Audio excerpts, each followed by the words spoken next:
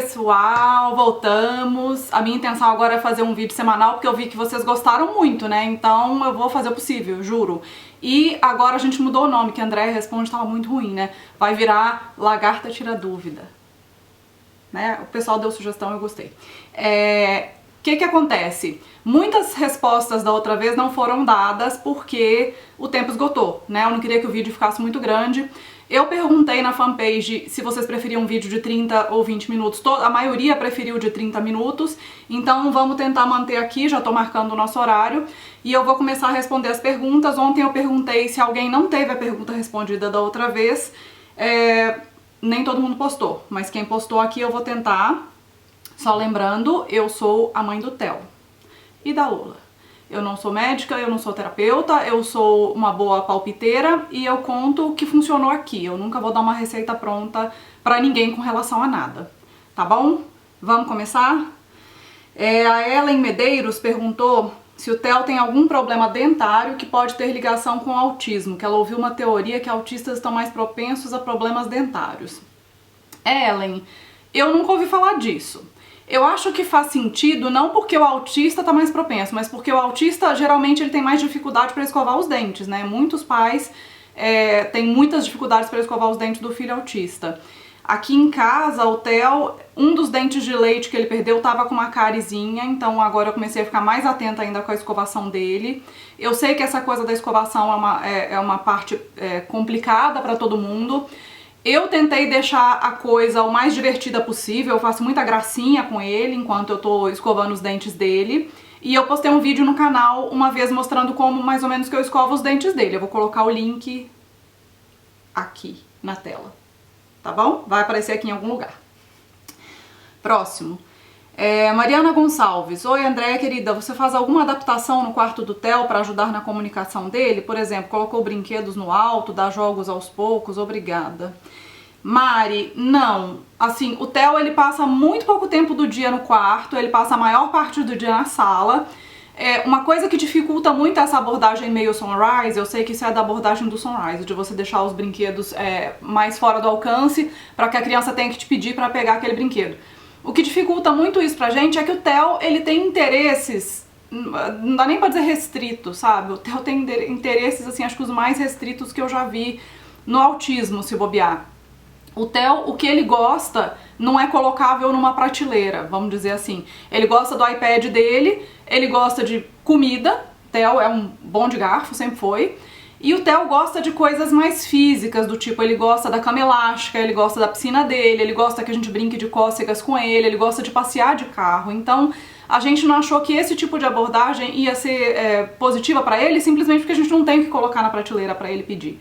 Ele não se interessa por brinquedos, tá? Mas se a criança tem um interesse por algum brinquedo, por Lego, por carrinho, quer que seja, eu acho interessante sim, você dificultar um pouquinho a vida dela pra ela poder vir te pedir as coisas, ou pelo menos tentar interagir com você de alguma forma pra conseguir o que ela quer, tá bom?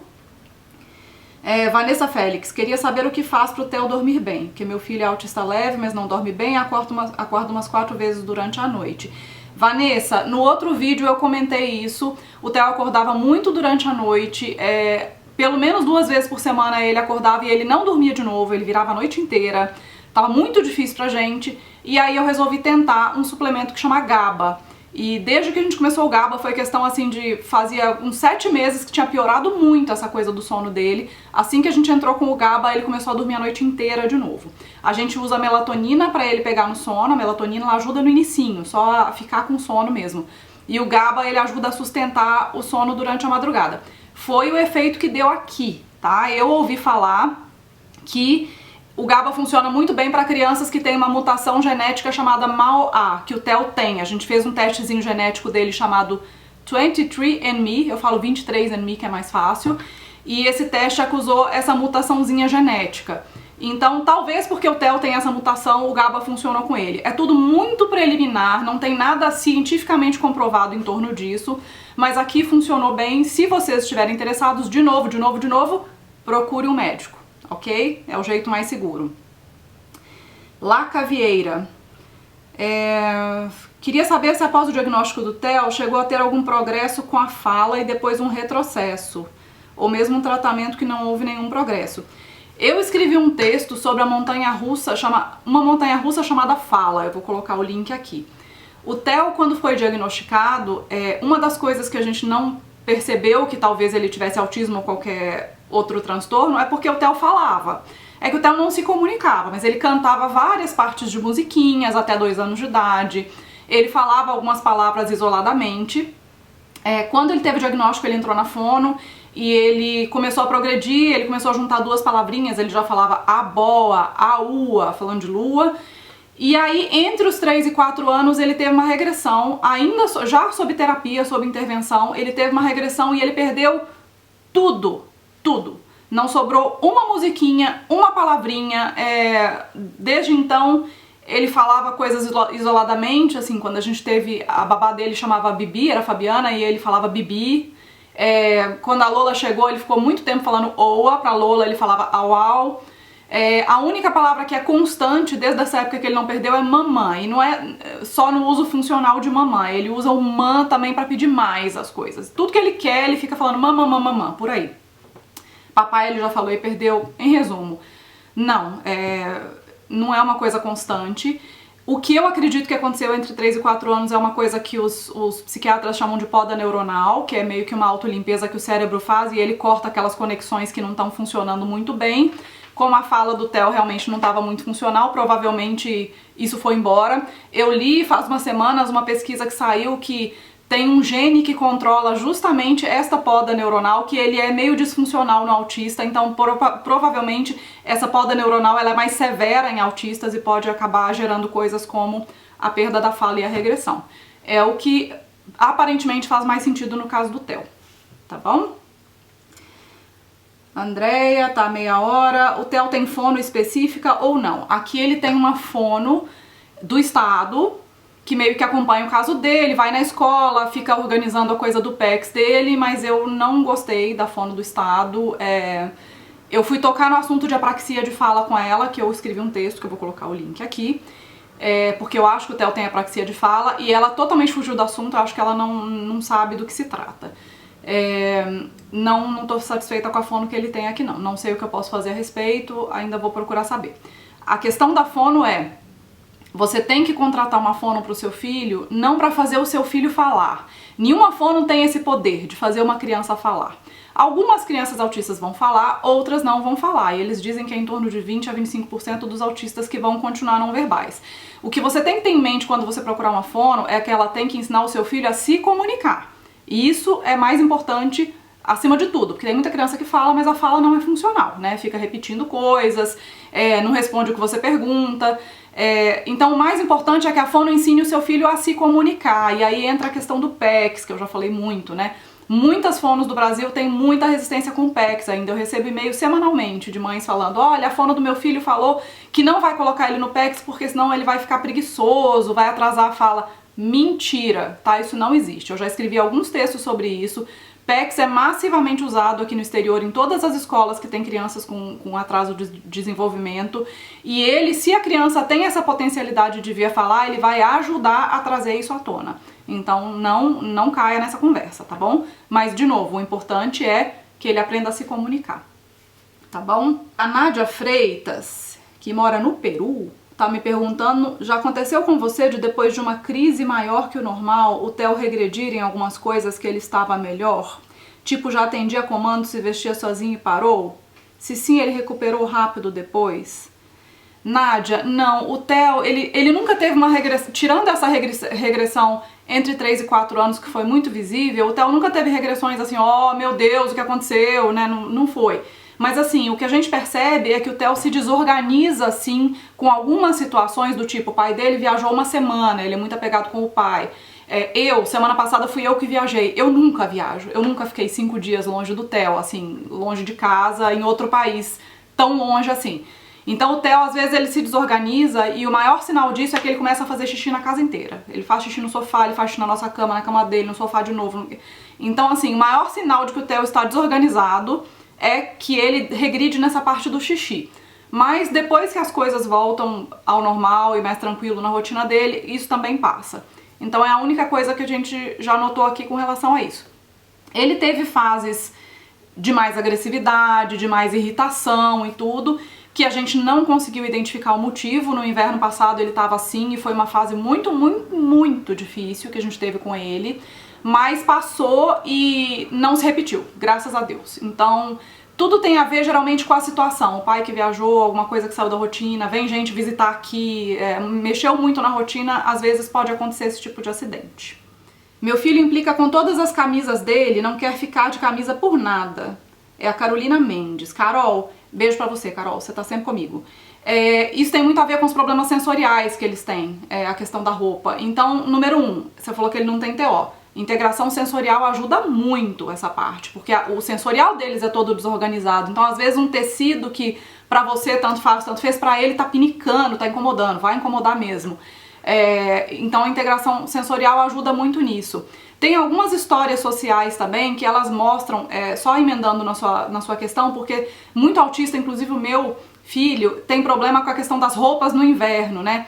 Tem algumas histórias sociais que você pode mostrar pra eles, mostrando que, olha, no verão você usa short e camiseta, no inverno é o casaco, a touca, acho que não é o caso do Brasil usar touca, né, mas enfim, pra você ir ensinando pra ele que cada estação tem as suas roupas próprias. É outra coisa que ajuda também. Eu vou ver se eu consigo umas fotos dessas de histórias sociais de temperatura e de roupa pra passar pra vocês, ok?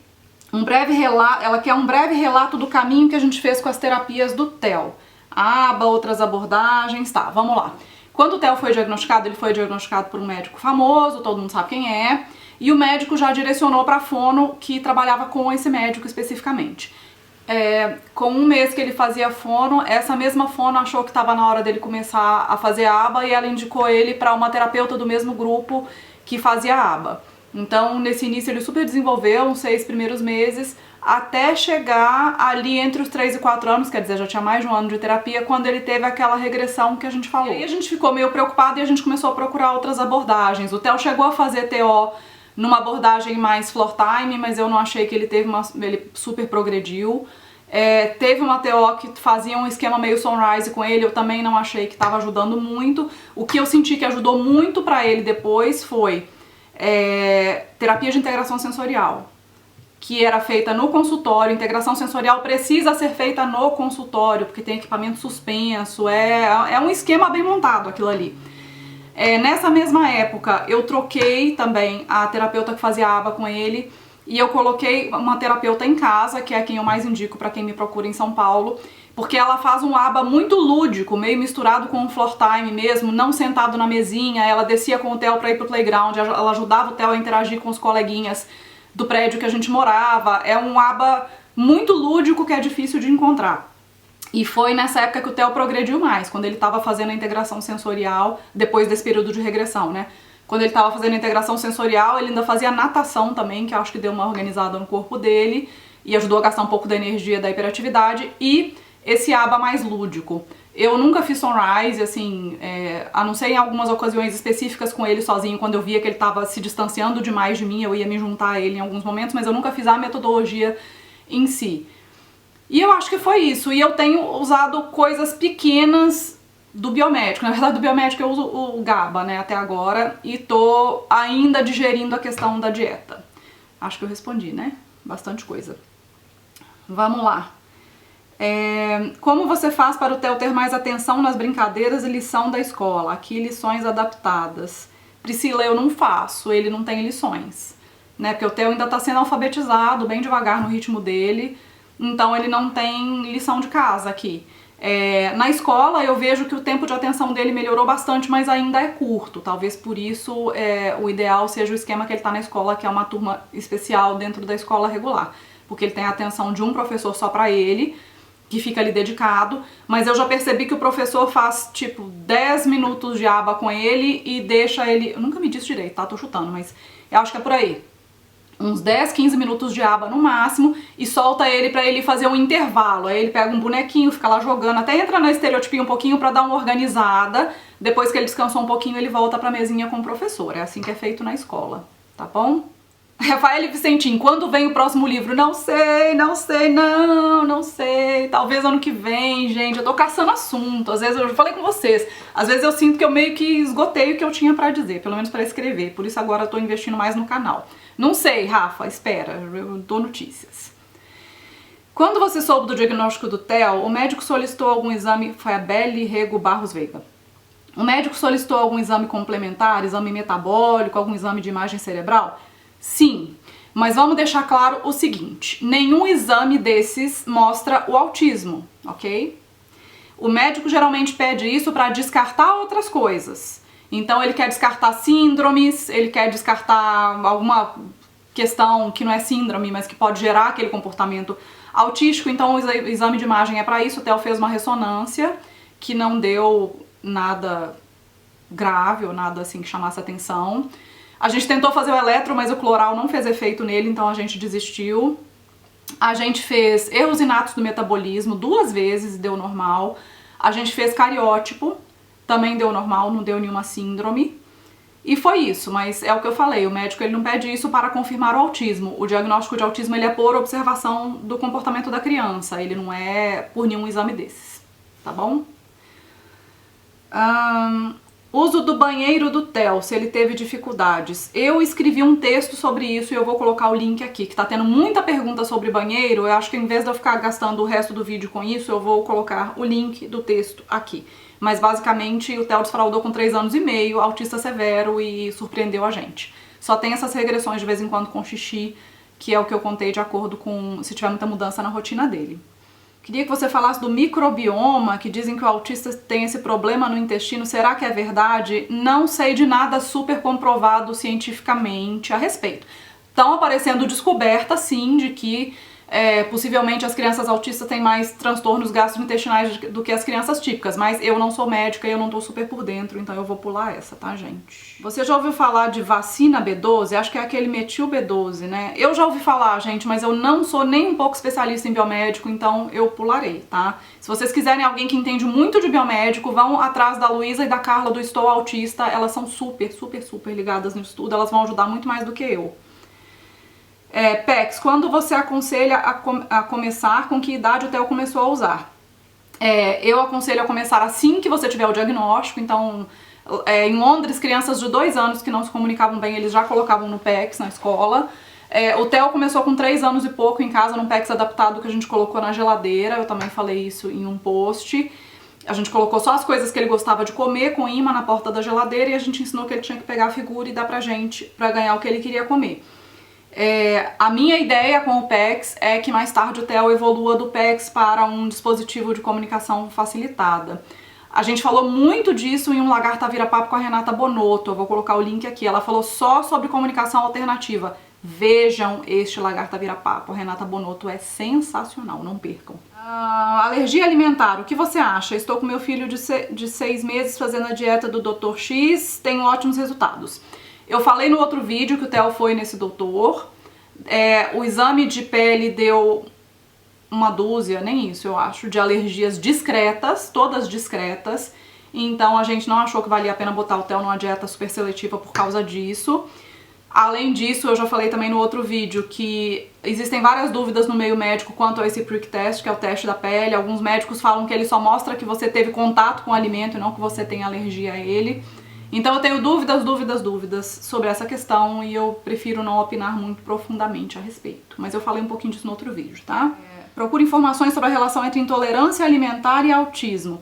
Este médico lá do Rio de Janeiro diz que alergia alimentar causa autismo. Eu não sou médica, eu sou uma palpiteira. O meu palpite é não. Eu não acho que alergia alimentar causa autismo, mas eu acho que sim, ela pode agravar o autismo, porque se aquilo ataca o cérebro da criança, sim, pode piorar uma condição pré-existente como o autismo. É a minha opinião, tá? Nossa, é a frase mais falada na internet ultimamente, né? Aqui tem outra questão sobre o desfraude, da Adriana Deboni. De novo, Dri, eu coloquei o link do texto que eu escrevi sobre desfraude. Larissa Stanislau, também desfraude. Luciana, você mudaria alguma coisa no Theo? Se pudesse escolher, mudaria ou não mudaria nada? Gente, isso é tão difícil, porque uma coisa é o jeito da criança, outra coisa é a deficiência que vem com o autismo. Eu não acho que o autismo é completamente uma deficiência, eu acho que ele tem uma parte de jeito, sim, de neurodiversidade, mas para uma grande parte dos autistas é uma deficiência, sim. Então, se eu pudesse, eu tiraria dele essas partes que são deficiências. Por exemplo, a incapacidade dele, não é incapacidade, né, mas a dificuldade dele de se comunicar. Se eu pudesse tirar isso, eu tenho certeza que o Theo seria uma criança mais feliz, eu tenho certeza que a vida dele seria mais fácil, por consequência nós também seríamos mais felizes de ver ele poder se desenvolver com mais facilidade. Então, se eu pudesse escolher uma coisa dessa questão do lado deficiência do autismo para tirar, seria a dificuldade de comunicação dele. Nathalie, você sabe dizer se é comum criança autista desenvolver muito em relação à interação em uma semana e ficar mais reclusa na semana seguinte? Eu acho que qualquer criança é assim, tá? A gente é assim, né? A gente é de lua, tem semana que a gente tá super interativo, tem outra semana que a gente não quer saber de ninguém. A gente não, mas quando eles nos comunicam bem, a gente não sabe o que tá passando na cabeça deles. Às vezes eles estão tristes com alguma coisa, estão matutando alguma coisa ali na cabeça, né? Então sim, isso não é coisa de autista não, isso é coisa de criança. O que você pensa sobre objetos de maior interesse? Devemos esconder, limitar para estimular o contato com outros brinquedos e com as pessoas também? Nathalie, depende muito, eu já recebi um e-mail sobre isso também. Às vezes a criança sofre muito, sabe? O Theo ele já teve fase de ficar andando com os brinquedos na mão e se você tirava era um drama danado, parece que virou aquele objeto transicional que eles falam de criança pequena. O que eu faço é estipular momentos em que ele não pode. Então, por exemplo, se ele tiver com aquilo na mão e tiver ok, vendo televisão, ótimo, beleza. Agora, eu não deixo que aquilo interfira no que ele tem que fazer. Então, assim, se ele for comer e ele não quiser soltar aquele objeto porque vai ter que segurar na colher, eu não vou dar comida na boca dele. Eu vou falar com ele que na hora de comer ele tem que deixar o brinquedo na mesinha. No início vai ter um pouquinho de resistência, mas depois ele acaba entendendo. O Theo, vocês estão acompanhando o Instagram, vocês veem que ele tá sempre com aquela rodinha azul na mão, que era o brinquedo da Lola e virou o brinquedo dele. Lá na escola eles já estipularam isso, ele sabe que na escola ele não pode ficar com aquilo na mão. Então ele mesmo, chegando na escola, ele já me dá o brinquedo para eu colocar dentro da mochila. Então eu não vejo problema desde que isso não atrapalhe coisas que ele tenha que fazer. Aí é colocar o limite com muito amor e com muita paciência. É o que eu faço aqui, pelo menos. Quero a receita dessa sua força de vontade interior, porque às vezes sinto um desânimo fora do normal e você se mostra sempre otimista, mesmo nas horas difíceis. Silvia, ninguém é sempre otimista, tá? Deixa eu te contar um segredo. É que a gente não posta os momentos ruins na internet. Mas sim, eu sou uma pessoa pra cima, na maior parte do tempo, eu tento estar assim, porque, assim, a vida não acontece do jeito que a gente planejou, né? E o que a gente vai fazer? Na verdade, eu tenho duas opções. Eu vou ficar deitada chorando, ou eu vou pegar essa situação e eu vou fazer o melhor que eu conseguir com essa situação. Entendeu? Chorando, fazer o melhor que conseguir. E assim, eu sou adepta do lado de cá. Então eu acho que a vida tem que ser vivida, tem muitas coisas bonitas pra descobrir, a gente vai ter sim mais problemas do que a média das pessoas, mas com amor, com paciência a gente supera sim, eles nos surpreendem e a vida vale a pena ser vivida. Existe vida após o autismo? Sim, é só isso. Eu tento não fazer drama em cima de coisas que eu não posso mudar. É isso. Andressa, primeiro quero agradecer toda a informação, tal. Já passei por 3 neurologistas, ninguém pede exame nenhum e não fecha um diagnóstico. Como foi o diagnóstico do Theo? Sei que foi pelo Dr. Salomão, mas foi só clínico. De observação em uma única consulta, pediu exames? Sim, foi só clínico, só de observação. Ele ficou observando o Theo muito tempo. Então muita gente me pergunta, é possível um profissional diagnosticar em uma consulta? Gente, desculpa, mas é assim, se os sinais estiverem óbvios, a gente fala que o autismo são 3 pilares, né? É dificuldade de comunicação, dificuldade de interação e a questão dos interesses restritos, movimentos repetitivos e tudo. Se o profissional consegue enxergar claramente todos aqueles comportamentos e todos aqueles pilares atingidos em uma criança, não tem porquê, né? Eu acho que assim, tem casos leves que aí até eu, né, hoje em dia, depois de anos de autismo, tem crianças que eu também não percebo. Mas para aqueles casos que são óbvios, tem sim como profissional diagnosticar em uma consulta só, se ele for muito experiente, se ele já tiver visto autismo de A a Z, tiver trabalhado com isso muito tempo, porque autismo engana, a gente sabe que é um espectro, tem criança que tem comprometimento em uma área e não tem na outra, e a outra vai ter em uma e não vai ter na outra. Então, tudo é uma questão da experiência do profissional e do quanto que ele já viu dos autismos, né? É isso que influencia. A Anne Priscila perguntou, ela tem um filho de 3 anos que meio que se machuca, ela perguntou sobre autoagressão quando fica nervoso. Sim, o Theo faz isso, é comum em autismo. O Theo, ele meio que passa uma perna pra frente e chuta o joelho dele, ele faz isso desde que ele tinha uns 3 anos de idade. O melhor jeito da gente impedir isso é a gente antecipar mesmo. Geralmente isso vem com a irritação, então a gente já tirar o foco ou já bloquear de alguma forma para que não aconteça. Alguns casos de agressão eu escuto falar que melhoram muito com dieta se a criança tem intolerância a glúten e a leite. Principalmente nos casos mais graves. Geralmente, quando a criança se agride muito, é sinal de alguma coisa interna que ele não sabe comunicar, né? Comportamento é comunicação. Então é sempre bom dar uma checada na parte orgânica da criança mesmo. A autoagressão séria aqui nunca teve, é só esse chutinho de joelho mesmo, mas que a gente dá um jeito de dar uma bloqueada. A Vivian gostaria de saber sobre o suplemento GABA, se ele é vendido somente no exterior. Viviane Sierra. Sim, Viviane, eu acho que sim. Bom, eu moro no exterior, então não sou a melhor pessoa para indicar isso, mas eu compro na Amazon, meu marido viaja muito, então é fácil para ele trazer. O pessoal que usa isso no Brasil, eu tenho quase certeza que a maioria traz de fora também. Entra nesses grupos de biomédico, conversa com as mães, porque elas têm esquemas para importar e tudo, acho que elas podem te ajudar. Acho que tem um grupo, Autismo Tratamento, se eu não me engano. Gostaria de saber, a Joselma, gostaria de saber com quantos anos veio o diagnóstico do Theo de ser não verbal. Joselma, ele foi diagnosticado com 2 anos, mas ele não foi diagnosticado como não verbal, ele foi diagnosticado autista, né? Com 2 anos não dá pra você saber se a criança vai desenvolver a fala ou não. Tem muitas crianças que desenvolvem a fala tardiamente. Eu não acho que vai ser o caso do Theo, tá? Na verdade, o que a gente foca agora é que ele consiga se comunicar, e eu acho que a gente tá indo num caminho legal, eu acho que a gente ainda vai ouvir coisas muito legais que o Theo tem a dizer de alguma forma por aí. Olha, as perguntas que estavam aqui eu respondi, vou tentar fazer um por semana, conseguimos marcar meia hora certinho, então é isso. Eu queria mostrar pra vocês uma coisa, peraí. Olha o que tá aqui, olha o que está aqui, olha o que está aqui, que lindo que ele é. Eu queria agradecer muito o carinho que eu tô recebendo de todo mundo que participou da pré-venda, gente, foram quase 600 livros da primeira tiragem de 2000 vendidos já na pré-venda. Sem vocês, este livro não estaria aqui nas minhas mãos e nas mãos de vocês. Muito obrigada, e muito obrigada pelas palavras que eu tô recebendo de carinho por causa do livro. Pra quem não comprou ainda, eu vou colocar o link aqui dos eventos de lançamento, vai ser em julho, no meio de julho, 14 de julho em BH, 16 de julho em São Paulo e 17 de julho no Rio de Janeiro, detalhes aqui no link, e aí vocês podem comprar já no lançamento ou depois no meu site, que eu vou colocar uma lojinha lá, tá bom? Muito obrigada por estarem comigo de novo, até a próxima, que eu espero que seja semana que vem. Beijo, beijo!